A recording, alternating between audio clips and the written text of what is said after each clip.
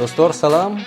June was a very intense month for EU-Kyrgyzstan relations, with many moments worth celebrating.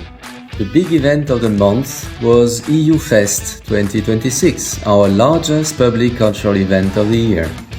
Thousands of visitors celebrated with us the partnership between the European Union and Kyrgyzstan through music, culture and lots of interactive activities, and they could discover the opportunities that our cooperation creates for them.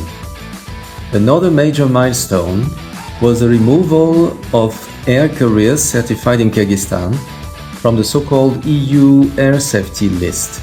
Concretely, it means that they now can have access to the European sky. This is an incredibly important achievement, which reflects Kyrgyzstan's progress in aviation safety. It will open new opportunities for travel, direct flights to European countries, for tourism, for businesses, and for trade, and of course for stronger and closer people-to-people connections with Europe. We also received a visit of this year's European Commission trainees from our Brussels headquarters. During their visit, they met some of our local partners and beneficiaries and visited several EU-funded projects. It was their choice to visit Kyrgyzstan, and they went back to Brussels with strong and positive memories.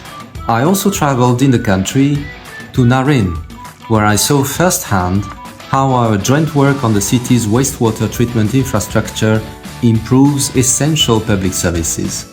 With a 1 million EU grant, together with the European Bank for Reconstruction and Development, and with the important contribution of the Swiss government, we help build sustainable wastewater services for the city and for local communities. It's important for Narin, important for Kyrgyzstan, and important for all the people who live down the stream of the Narin River. Well, these were just our main highlights for this very productive month of June.